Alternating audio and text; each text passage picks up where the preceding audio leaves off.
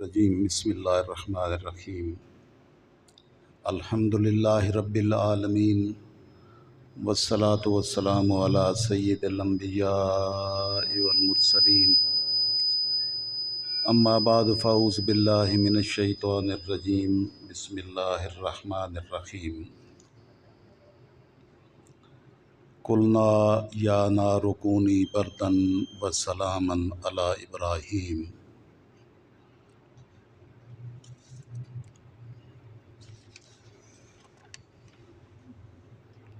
وَأَرَادُوا بِهِ كَيْدًا فَجَعَلْنَاهُمُ الْأَخْسَرِينَ صدق اللہ مولانا العظیم وصدق رسولہ النبی الأمی الکریم ونحن علی ذلک من الشاہدین والشاکرین والحمد للہ رب العالمین۔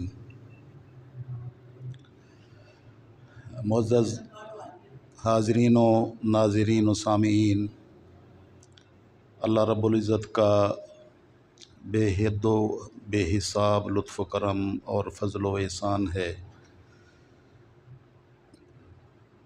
کہ اس نے ہمیں ایمان کی دولت سے نوازا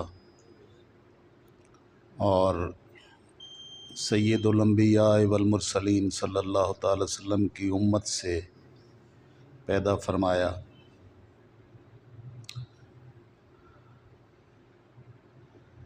ماہ ذی قعدہ کا اختتام ہے اور ماہ ذی الحج کا آغاز ہونے والا ہے۔ پچھلے خطبہ جمعۃ المبارک میں نے سیدنا ابراہیم خلیل اللہ ابو الانبیاء جد الانبیاء کی سیرت و کردار اور آپ کی عظمت استقامت کے حوالے سے گفتگو کا سلسلہ شروع کیا تھا۔ آج کی یہ گفتگو بھی انشاءاللہ العزیز اسی سلسلے کی ایک کڑی ہے اور آج کا عنوان ہوگا ابو الانبیاء سیدنا ابراہیم خلیل اللہ اور توکل کا اعلیٰ ترین مقام رضا۔ اس عنوان سے انشاءاللہ العزیز آج کی یہ گفتگو آیات مبارکہ آیات طیبات کی روشنی میں ہوگی۔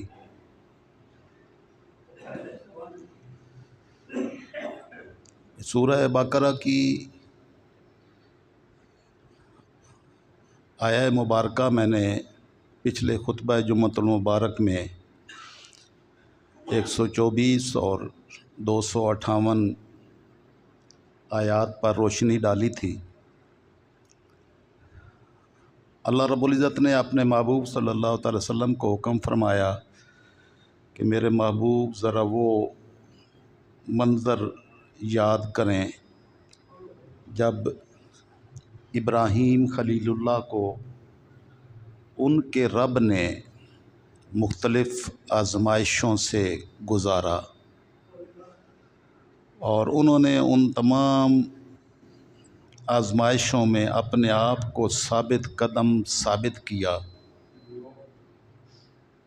اور ہر آزمائش کو اپنے رب کی رضا کی خاطر مکمل کیا۔ قال انی جاعلک للناس اماما، تو اللہ پاک نے فرمایا کہ ہم نے آپ کو تمام انسانوں کا امام بنا دیا۔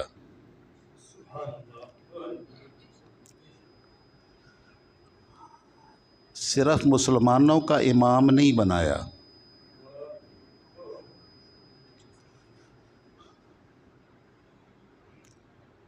بلکہ قال انی جاعلک للناس اماما، ہم نے آپ کو سارے انسانوں کا امام بنایا۔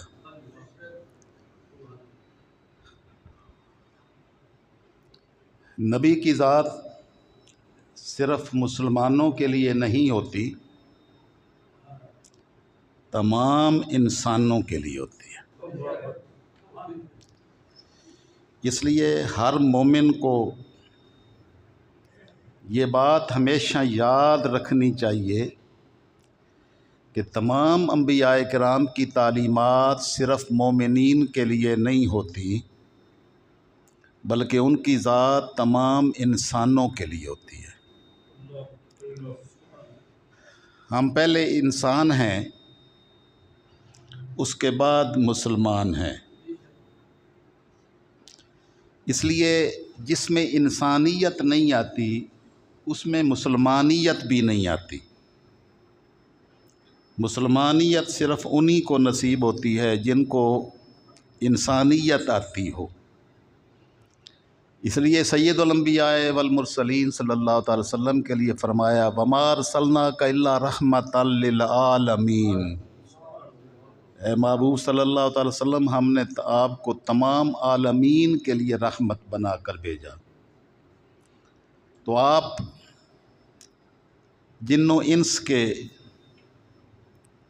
بحیثیت انسان اور بحیثیت جن سب کے لیے رحمت بن کر تشریف لائے، اور صرف جن و انس کے لیے نہیں بلکہ تمام کائنات کی ہر مخلوق کے لیے رحمت بن کر تشریف لائے۔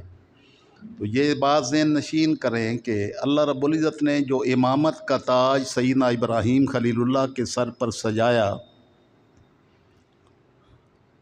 وہ جاعلک للناس اماما فرمایا کہ میں آپ کو تمام انسانوں کا امام و مقتدا بنا رہا ہوں۔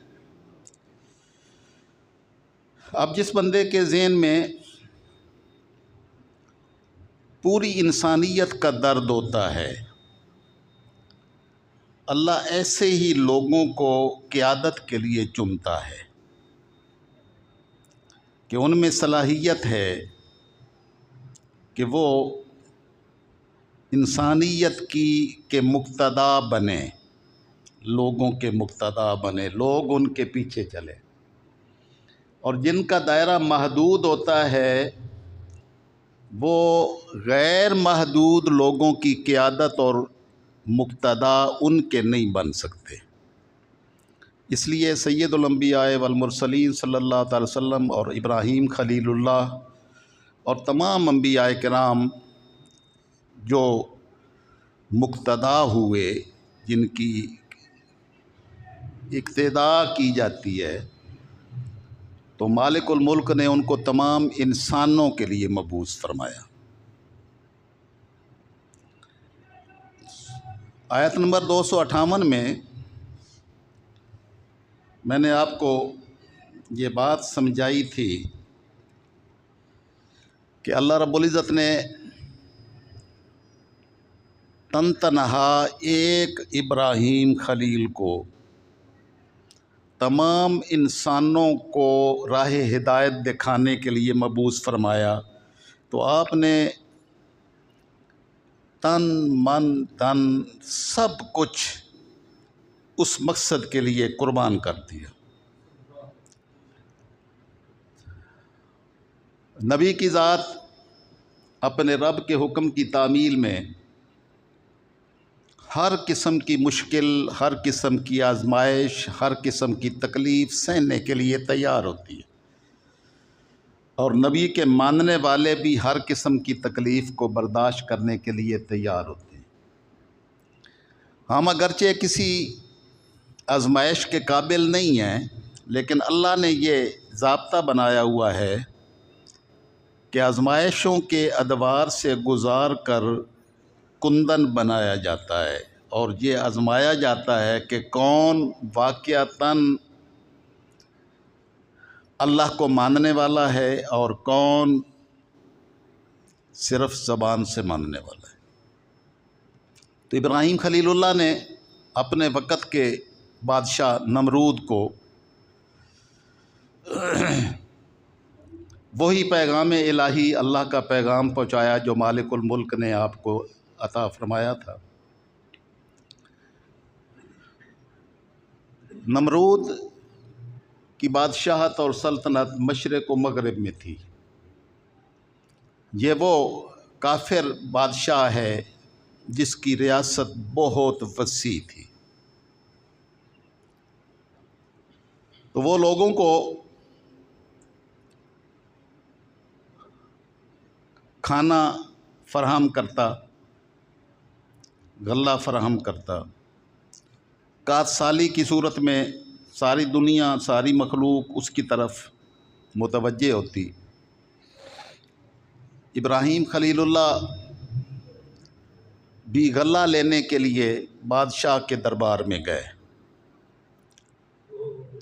وہ جو بھی آتا تو وہ کہتا کہ من ربکم، تمہارا رب کون ہے؟ تو وہ کہتے کہ تو ہی ہمارا رب ہے۔ تو اس کو غلہ دیا جاتا۔ جب آپ آئے تو آپ کو کہا من ربو کا، آپ کا رب کون ہے؟ تو آپ نے فرمایا ربی الذی یحیی و یمیت، میرا رب وہ ہے جو زندہ بھی کرتا ہے اور مارتا بھی ہے، یعنی جس کے دست قدرت میں موت و حیات ہے، میرا رب وہ ہے۔ قال انا احیی و امیت، اس نے کہا یہ کام میں بھی کرتا ہوں، زندہ بھی کرتا ہوں، مارتا بھی ہوں۔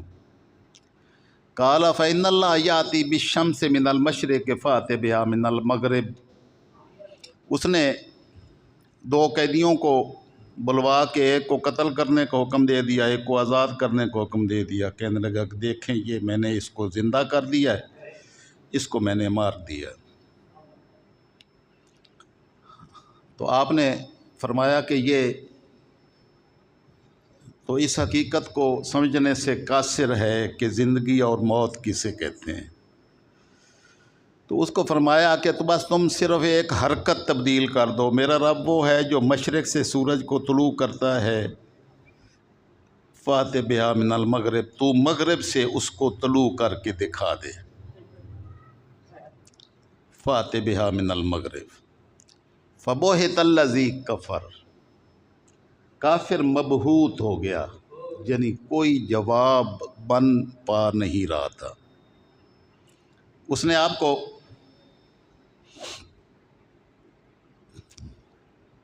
جب یہ جواب دیا تو غلے سے محروم کر دیا کہ غلہ نہیں ملے گا، کہ تو نے میری ربوبیت کو تسلیم نہیں کیا۔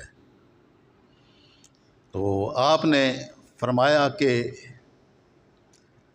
رب کو ماننے والے کسی اور رب کے دروازے پر دستک نہیں دیتے، محتاج نہیں ہوتے۔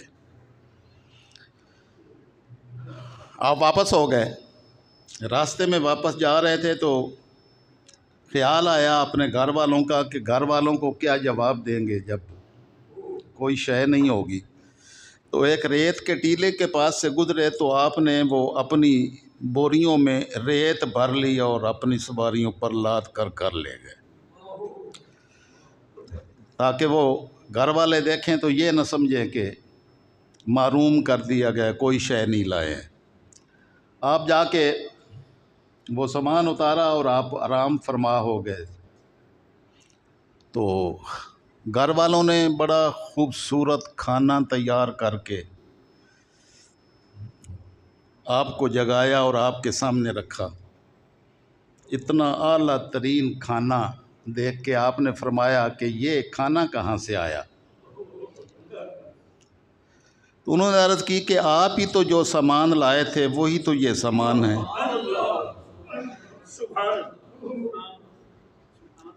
تو مالک الملک کی خاطر جو سب کچھ نچھاور کر دیتا ہے، مالک اس کو بے سہارا نہیں چھوڑتا۔ جو اللہ کے ہو جاتے ہیں وہ پھر غار ثور میں ہوں تو ساری دنیا باہر آئی ہوئی بھی ہو تو تب بھی کوئی کسی کا بال بیکا نہیں کر سکتا۔ اور نبی ارشاد فرماتا ہے لا تحزن ان اللہ معنا، آپ غم زدہ نہ ہوں، اللہ ہمارے ساتھ ہے۔ وہ میدان بدر ہو اور 313 ہو اور مقابلے میں दुनिया कुफर 1000 की तादाद में मुसल्लह होकर साजो सामान के साथ आई हुई हो तो तब भी मालिकुल मुल्क की ज़ात से ताल्लुक़ रखने वाले जब उसकी खातिर सब कुछ कुर्बान कर देते हैं तो अल्लाह का फरमान आता है कि मेरे महबूब आपको फ़िक्र करने की ज़रूरत नहीं है, हम 3000 मलाइका भेज रहे हैं और अगर ज़रूरत पड़ी तो 5000 तादाद कर देंगे। इब्राहीम खलीलुल्लाह ने अपना सिलसिला दावत जारी रखा और एक मेले का टाइम आया, उन्होंने इनको अपने मेले में शिरकत करने के लिए दावत दी तो आपने फरमाया इन्नी सकीम, मैं बीमार हूँ, यानी तुम्हारे करतूतों से मेरा दिल गिरफ्ता है।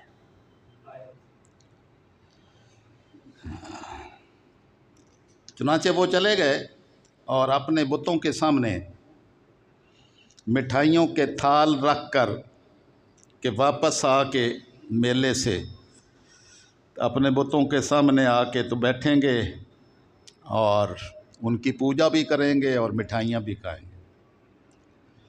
आपने सारी मिठाइयों के थाल उठाकर बड़े बुत के सामने रख दिए और बाकी हर बुत का किसी की बाजू, किसी का नाक, किसी का सर, किसी के कोई उज़्व तोड़ के तो वो हथौड़ा बड़े बुत के कंधे पर रख दिया।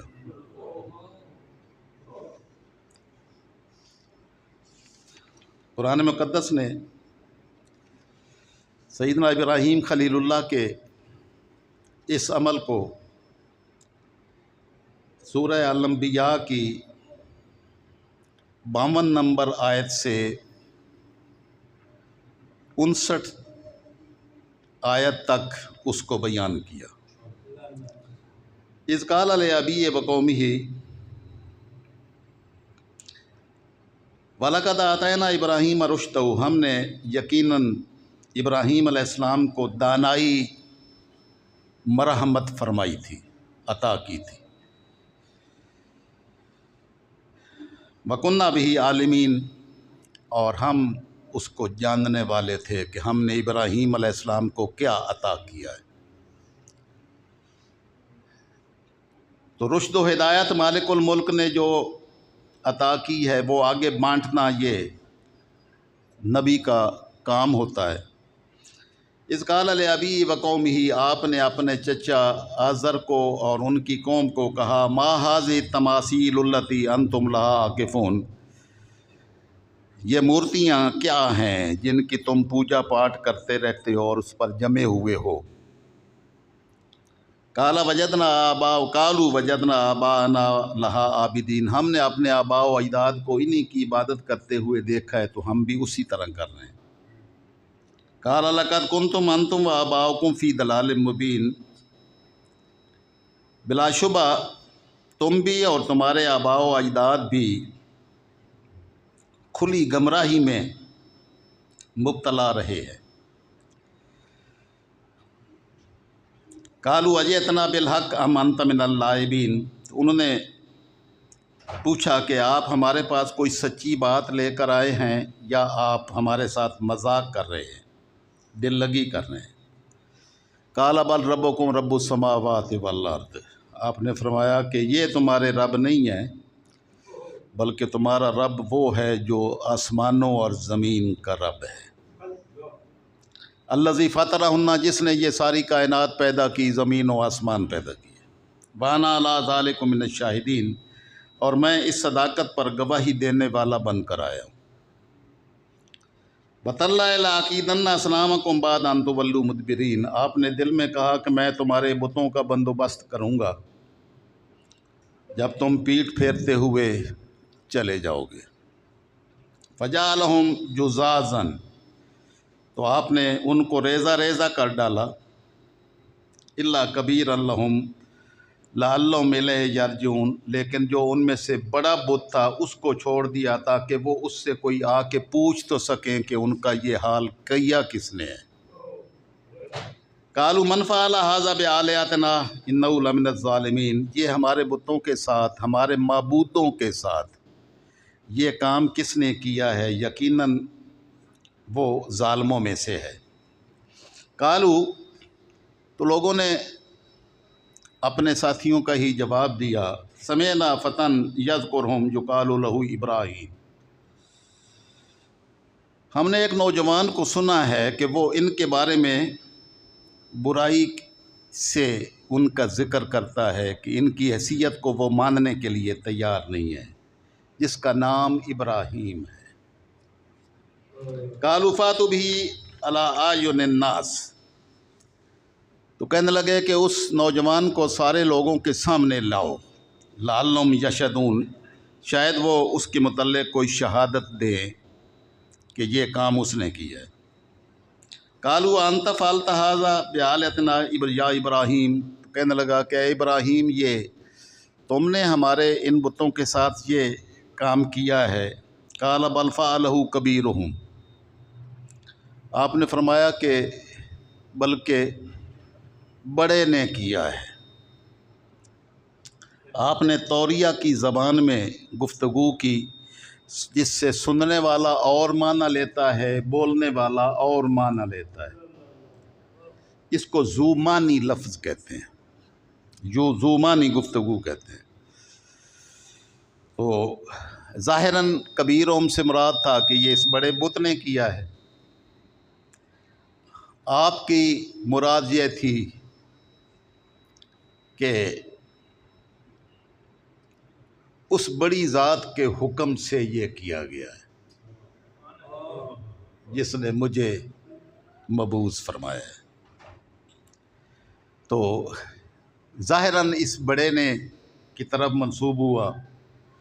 تو فَاسْأَلُوهُمْ إِنْ كَانُوا يَنْطِقُونَ، اگر یہ بول سکتے ہیں تو ان سے پوچھ لو، پھر مجھ سے پوچھنے کی کیا ضرورت ہے؟ جن کو معبود بنایا ہوا ہے ان سے پوچھ لو۔ تو اب وہ تو بولتے نہیں ہیں۔ فَرَجَعُوا إِلَىٰ أَنفُسِهِمْ، تو وہ اپنے دلوں میں غور کرنے لگے۔ فَقَالُوا إِنَّكُمْ أَنْتُمُ الظَّالِمُونَ، اور پھر بولے کہ تم ہی زیانکار ہو اور ستمگار ہو، ظلم کرنے والے تم خود ہو، کیونکہ ان کو معبود بنایا ہے جن کو تم نے اپنے ہاتھوں سے تراشا تھا۔ ثُمَّ نُكِسُوا عَلَىٰ رُءُوسِهِمْ، پھر وہ اپنی سابقہ گمراہی کی طرف واپس لوٹ گئے۔ لَقَدْ عَلِمْتَ مَا هَٰؤُلَاءِ يَنْطِقُونَ، کہنے لگے کہ آپ جانتے ہیں کہ یہ بولتے نہیں ہیں۔ قال، تو آپ نے فرمایا فَتَعْبُدُونَ مِن دُونِ اللَّهِ مَا لَا يَنْفَعُكُمْ وَلَا شَيْئًا وَلَا يَضُرُّكُمْ، تو کیا تم ان کی عبادت کرتے ہو اللہ کو چھوڑ کر، جو نہ تمہیں نفع دیتے ہیں اور نہ ہی تمہیں کوئی ضرر نقصان پہنچا سکتے ہیں۔ اف لکم، تف ہے تمہاری اس سوچ پر، وَلِمَا تَعْبُدُونَ، اور ان پر بھی تف ہے جن کی تم عبادت کرتے ہو، من دون اللہ، اللہ کو چھوڑ کر۔ افلا تعقلون، کیا تمہیں عقل نہیں ہے؟ اب اس ساری دعوت کے ان دلائل کی صورت میں ابراہیم خلیل اللہ نے جو ان کو بات پہنچانا تھی، سمجھانا تھی، سمجھا دی تھی، لیکن ایک بات ذہن نشین رکھے کہ سورج کی طرح دلائل چمکتے ہوئے سامنے بھی ہوں تو ہدایت صرف اس سے نصیب ہوتی ہے جسے اللہ ہدایت دیتا ہے۔ اس لیے یہ ہدایت کا ملنا یہ کسی انسان کا اپنا کمال نہیں ہے۔ اس لیے ایک بات کو ہمیشہ اپنی زندگی میں پلے باندھ لیں کہ اگر مالک الملک آپ سے کوئی نیکی کرواتا ہے اور آپ کو کوئی نیکی کا کام کرنے کی توفیق نصیب ہوتی ہے تو اس کو اپنی طرف منسوب مت کریں کہ یہ میں نے کام کیا، بلکہ یہ کہیں کہ یہ میرے رب کی توفیق مجھے نصیب ہوئی تو اس نے مجھ سے یہ کام کروا دیا۔ اب بات تو ساری واضح ہو گئی تھی، لیکن کوئی بندہ بھی مسلمان نہیں ہوا بلکہ اپنی پچھلی اسی گمراہی کی طرف واپس لوٹ گئے۔ اب کہنے لگے ہرے کوو वंसुरु आलिहतकुम, अपने खुदाओं की मदद करो और इसको जला दो। इन कुंतुम फाइलिन, अगर तुम कर सकते हो। हर बंदे ने अब ईंधन इकट्ठा शुरू किया, करना शुरू किया। हर एक ने अपना हिस्सा डाला जितनी कोई जमा कर सकता था। इब्राहीम अलैहिस्सलाम को आग में जलाने की सारी तैयारियां हो रही थी, और तन तनहा अल्लाह का नाम लेने वाला, अल्लाह का खलील, अकेला अपने रब की ज़ात के साथ लौ लगाए तशरीफ़ फरमाते। अब उन्होंने बहुत बड़ा अलाउट जलाया। अब मसला पैदा हुआ कि अब कौन